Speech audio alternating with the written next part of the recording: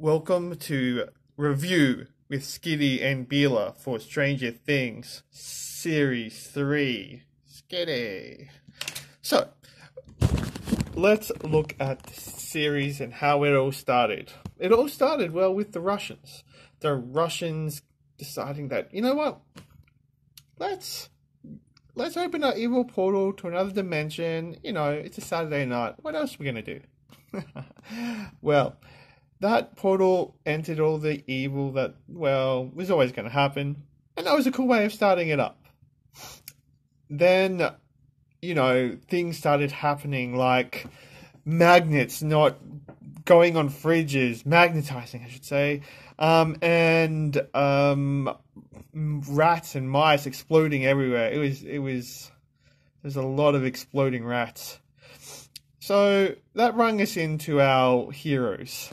We're looking at people like Dustin, who has been on, a camp somewhere and has a girlfriend. Well, no one believes it's a girlfriend, but he fights hard that says he actually has a girlfriend. I'll talk more about that later. There's Eleven and Mike, who are getting more romantic. And there's Hopper, who's not liking the romantic side of that at all. And then there is Steve, who has Robin, who is a new friend of his at the ice creamery. And, she's fantastic. She's a great new addition. And, those two work really well throughout. And then there's people like Erica Sinclair, who was kind of funny. She was okay in the first one, but second one rather, but she gets a lot better in this one. Lot more jokes, a lot more. Yeah, she was just funnier and sassier, and I think it worked. So let's look what's happening. So the romance between Eleven and Mike. Well, at the beginning it was kind of funny because it was becoming problematic for Hopper, who didn't like the idea of them dating at all. And it came to a point where he kind of intimidated the crap out of him in a car and kind of broke them up. Because Hopper doesn't want it. Hopper wants none of that. And I found it funny that Hopper was getting more grumpy and grumpier throughout the whole series. It was really cool. Anyway, then that led to it led to a long, well, it wasn't that long. It was just annoying. Like, sometimes throughout this season, something I didn't like was the relationship angles that they chose. Like, I think Eleven and Mike, that dragged on. He whined and she and pined, and she used her powers to spy on him, and he was talking about her at that exact moment, and I'm like, oh god, no. And then it was the same with Dustin talking about his dates, about who he was dating, who met a girl, and no one believed him, and we knew where that was going to end up. That was going to end up with her being important at the end, and I was like, not so great. But you know what? That one was saved. That one's saved with the Never-Ending Story song. The Never-Ending Story song was fantastic, funny. It was coming at it was looking grim for everyone, and all of a sudden they started singing Never-Ending Story. Yes, thumbs up. That's a finger, but whatever. Then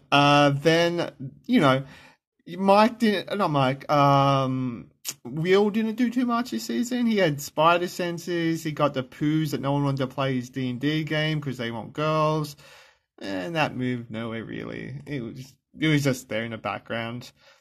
Okay, let's look at the villains. So I think the villains in the series is fantastic. I think it was probably the best villains of them all. I think Bad Boy Billy, who was kind of symbiosis taken over as a vessel by the evil, dark big bad in this one, was fantastic. He was funny. He made more vessels, and that was fantastic. I thought that was really cool. He was good. The Russians were great throughout, especially the Russian Arnold Schwarzenegger wannabe. He was really cool. He was really dangerous, but He so was an Arnold Schwarzenegger rip, and that was perfect. So that's what Stranger Things does best. And then it was the evil mayor. He was corrupt and not, having not caring about what the Russians are doing and helping.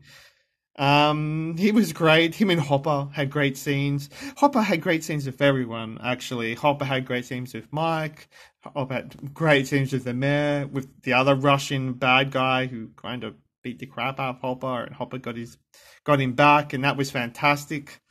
And I think what I also liked about this season was how they took characters who I found irritating in season 2 and kind of made them really cool and interesting in season 3. People like Steve, who I found annoying. They made him great. Him and Robin were fantastic together.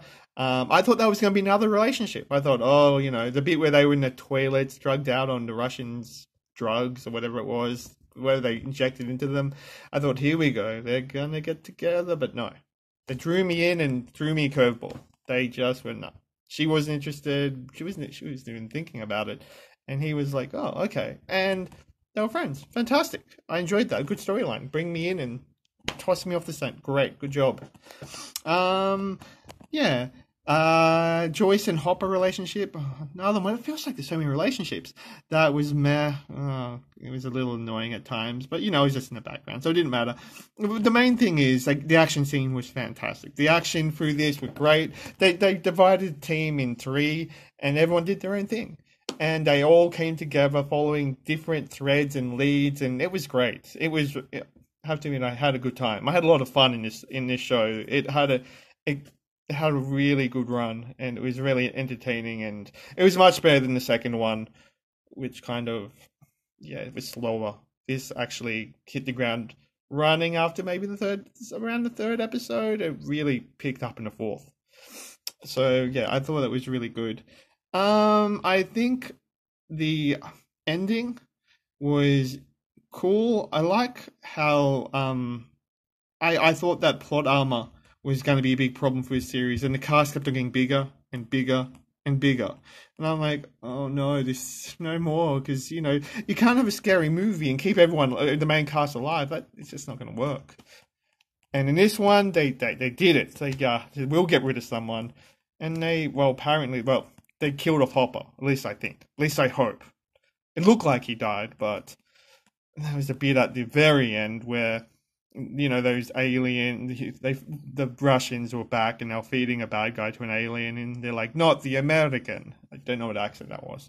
And I'm like, oh, please, not Hopper. That would wreck the whole payoff of that. Hopefully Hopper's gone. It's sad. He's my favorite character, but it's cool because it's like when they killed Eddard Stark in Game of Thrones. It's awesome. No one sees it coming. It was good.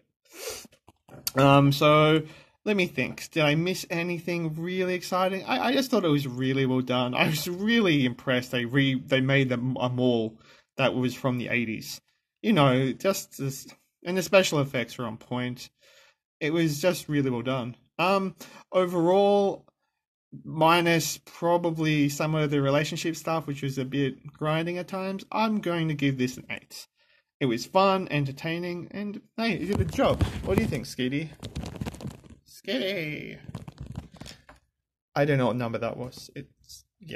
Anyway, subscribe, like, tell me what you think of, your thoughts, because I'm really interested in what you think about season 3. Anyway, that's all from me. Till next time.